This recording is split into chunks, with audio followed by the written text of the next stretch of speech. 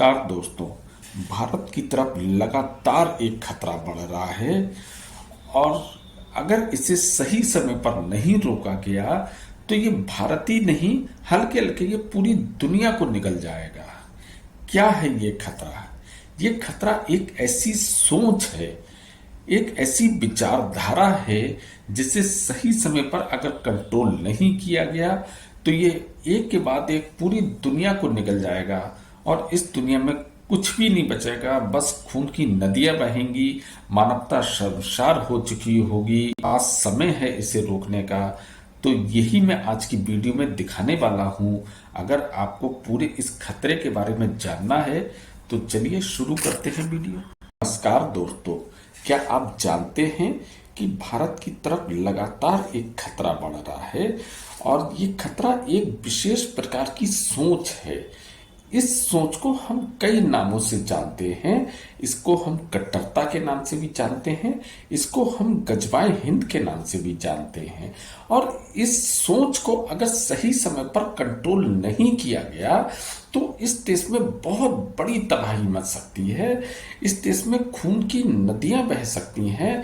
हमारी जो बहन और बेटियां हैं, इनकी इज्जत और आबरू को भी बचाना लगभग नामुमकिन हो जाएगा क्योंकि इस सोच के अंतर्गत जो लोग आते हैं उनका ये मानना है कि जो हमारे धर्म को फॉलो नहीं करते हैं उन व्यक्तियों को इस देश में ही क्या, इस दुनिया में भी रहने का अधिकार नहीं है। और ये एक ऐसी सोच है, इससे केवल भारत ही नहीं, ये एक के बाद एक दूसरे देश से होते हुए ये पूरी दुनिया को अपने जाल में घेर लेगा कि केवल एक ही विशेष प्रकार का धर्म जो है उसी का इस दुनिया पर शासन होना चाहिए। बाकी जो उसको फॉलो नहीं करते हैं उन्हें इस दुनिया में क्या, इस संसार में कहीं पे भी रहने का अधिकार नहीं है।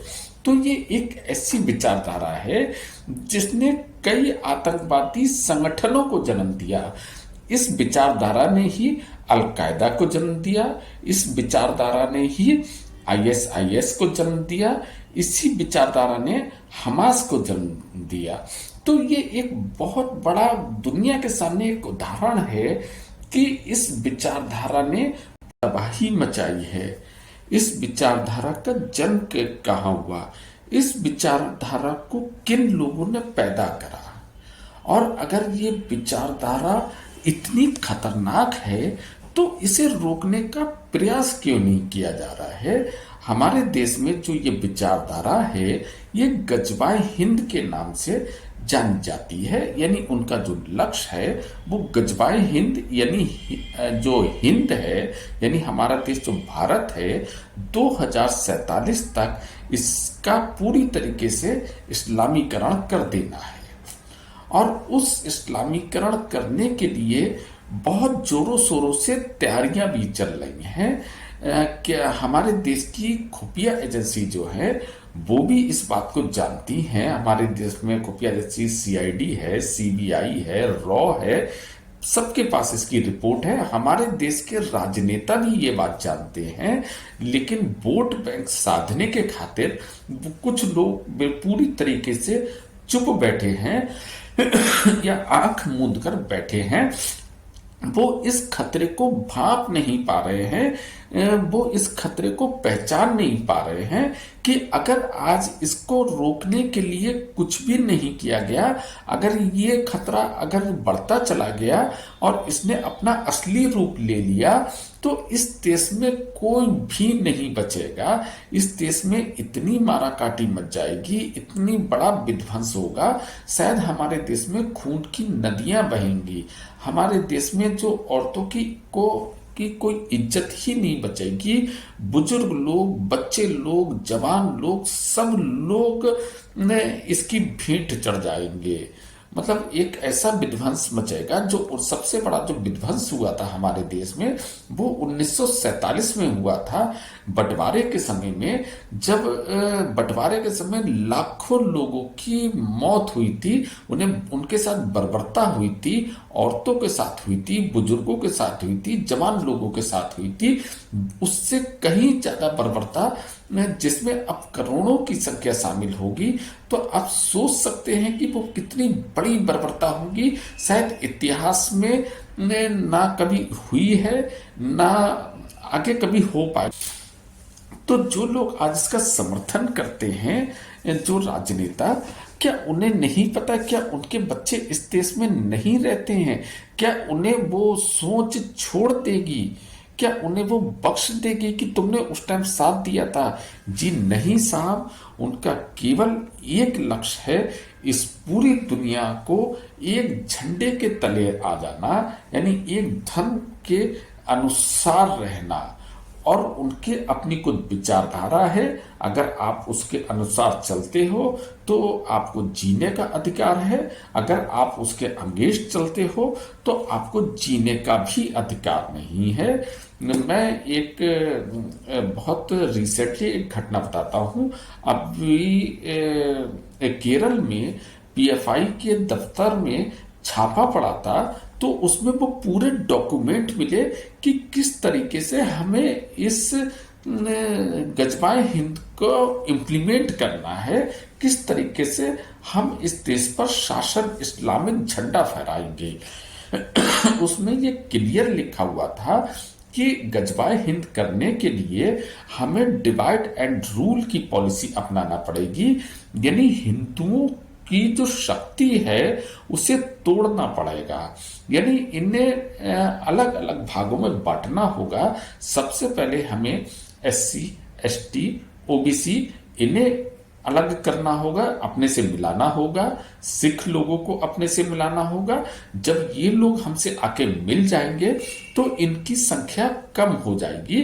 फिर हम क्या होगा, जो अपर श्रेणी के जो बचे हुए लोग हैं इनका हम कत्ले आम करके, या हम पूरी तरीके से इन्हें डिस्ट्रॉय कर देंगे, खत्म कर देंगे। और उसके बाद जब वो खत्म हो चुके होंगे करोड़ों लोग, उसके बाद दूसरा नंबर जिनका साथ इन लोगों ने लिया था, दूसरा नंबर फिर एससी, एसटी और ओबीसी इनको खत्म करेंगे, और तीसरे नंबर पर जो सिख भाई हैं इनको खत्म करेंगे। और इस पूरे देश पर इस्लामिक झंडा होगा, इस्लामिक कानून लागू होंगे। और इस तरीके से ये जो एक सोच है, मान लीजिए ये सोच उनकी पूरी हो जाती है, तो उसके बाद भी यहां नहीं रुकेगी।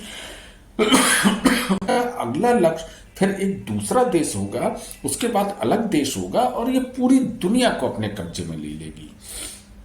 तो अगर सब ये लोग जानते हैं कि ये सोच इतनी खतरनाक है, तो इस पर को रोकने के लिए कोई प्रयास क्यों नहीं हो रहा है? हम कह रहे हैं आपका बहुत भयानक खतरे की तरफ बढ़ रहे हैं, और उसके बाद भी कोई प्रयास नहीं चल रहा है। और जबकि मैं मानता हूं कि शायद इस खतरे को रोक पाना मुश्किल ही नहीं, असंभव सा मुझे लग रहा है, क्योंकि हमारी जो पॉलिटिक्स है ये इतनी गंदी हो चुकी है, इतनी लाचार और इतनी नामर्द किस्म की हो चुकी है कि उन्हें अपने वोट के खातिर बहुत लोगों का खून भी बहते हुए वो देखना पसंद करेंगे। कि बात का बाद में देखा जाएगा किन लोगों का खून बहेगा, किन लोगों की अस्मत लूटी जाएगी। हमें आज से मतलब, अगर आपने जितना भी कमाया है आपके बच्चों को लूट लिया जाएगा, आपके बच्चों को मार दिया जाएगा, तो आप किसके लिए ये कमा रहे हो, किसके लिए कर रहे हो? आज हमारे देश की जो जनता भी है, जो उस विचारधारा से अलग हटके जो दूसरे धर्म के लोग हैं, वो भी अपने बच्चों को पढ़ाने में, लिखाने में कि साहब खेलोगे कूदोगे तो बनोगे खराब, पढ़ोगे लिखोगे तो बनोगे नवाब, यानी आप पढ़ाओ लिखाओ, उन्हें नौकरी कराओ खूब बढ़िया, और जब वो नौकरी करने के बाद पैसा कमाएंगे तो बढ़िया घर बनाएंगे, कार करेंगे, बैंक बैलेंस करेंगे, सोना चांदी जोड़ेंगे। लेकिन जब वो सोच जिस दिन वो 2047 में हावी होगी, तो ना आपका बंगला बचेगा, ना आपकी गाड़ी बचेगी, ना आपकी धन दौलत बचेगी, ना आपका जीवन बचेगा। तो क्या आप कर रहे हो? कहाँ आप सोए हुए हो? या तो वो खतरा इतना छुपा हुआ होता, सबकी निगाह में नहीं होता, तब तो ये माना जा सकता है जब सबकी निगाह में वो खतरा है, उसके बाद सब सोए हुए हैं। तो ये इसे क्या मूर्खता कहें या इसे क्या कहें, मैं मेरे पास वो सब शब्द भी नहीं रह गए हैं। आज शायद कुछ समय है, इसे रोका जा सकता है। अच्छा, उसकी जो प्लानिंग है उस खतरे की, बहुत तरीके से प्लानिंग है। कुछ मैं प्लानिंग भी बता देता हूँ। अपनी जनसंख्या बढ़ाओ, उसको आप घुसपैठ कराओ, आप धर्म परिवर्तन कराओ, किसी भी तरीके से हमें उसको अमली जामा पहनाना है। एक ऐसी सोच है जो हमारे ही देश की सेना पर पत्थरबाजी करती है। हमारे देश के जो धार्मिक जुलूस है उन पे पत्थरबाजी करी जाती है। हमारे देश के जो भगवान हैं उन पर पत्थरबाजी करी जाती है। तो आप खुद ही सोच सकते हैं कि कितनी खतरनाक सोच है। इनके मन से पूरा डर ही निकल चुका है। उस खतरे को रोकना है तो सबसे पहले मैं कुछ तरीके बताऊंगा जो मेरी तरफ से हैं। पॉलिटिशियन तो शायद सुनना भी पसंद करें या नहीं करें। सबसे पहले तो एक जनसंख्या नियंत्रण बिल हमारे देश को लाना होगा बहुत तेजी से। दूसरे नंबर पर उन्हें घुसपैठ रोकना होगी। तीसरे नंबर पर धर्म परिवर्तन पर एक सख्त कानून बनाना होगा। तब शायद इस खतरे को हम अभी आगे बढ़ा सकें, यानी अभी पोस्टपोन कर सकें 2047 से। इसे हम अभी रोक नहीं पाएंगे, इसे हम खत्म नहीं कर पाएंगे, लेकिन हाँ, हमें कुछ समय मिल जाएगा और सोचने का कि इससे कैसे निपटा जाए। लेकिन जब मैं ये बात सोच सकता हूं तो मेरे पॉलिटिशियन क्यों नहीं सोच पा रहे हैं? हो सकता है उन्हें ये लगता है कि जब ये खतरा इतना बड़ा आएगा तो हम इस देश में ही नहीं रहेंगे।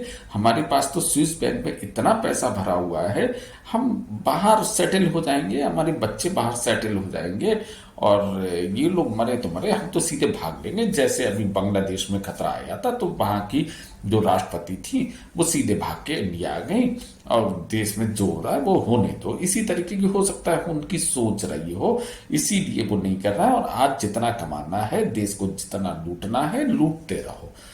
तो भाई साहब, कुछ जरूरी है कि आपको भागने का मौका मिल जाएगा और कब तक हो सकता है वो देश कितने लोगों को रख लेगा, कितने लोग दूसरे देशों में कर लेंगे। हो सकता है वो उसमें परमिशन ही आपको ना दें। तो सोचो, अगर देश है तो आप हो, सारे लोग हैं। तो इस खतरे को रोकना होगा, इस पे सोचना होगा, इस पे विचार करना होगा। जब सबको पता है एक ये सोच जो है ये बहुत खतरनाक हो चुकी है। हमारे देश में तो इसका नाम भी है गजवाए हिंद। उसके बाद भी सब सो रहे हैं। आज सो रहे हो, जग जाओ, वरना कभी आप उठ भी नहीं पाओगे। बाकी मुझे जो सही लगा वो मैंने अपना विचार रखे। बाकी आप भी एक बार विचार करना। मैं इसी तरीके के वीडियो बनाता रहता हूँ। अगर आपका मेरा वीडियो अच्छा लगा हो तो प्लीज़ सब्सक्राइब कर लेना, लाइक कर देना, मुझे अच्छा लगता है। बाकी जैसी आपकी मर्जी। Thank you very much.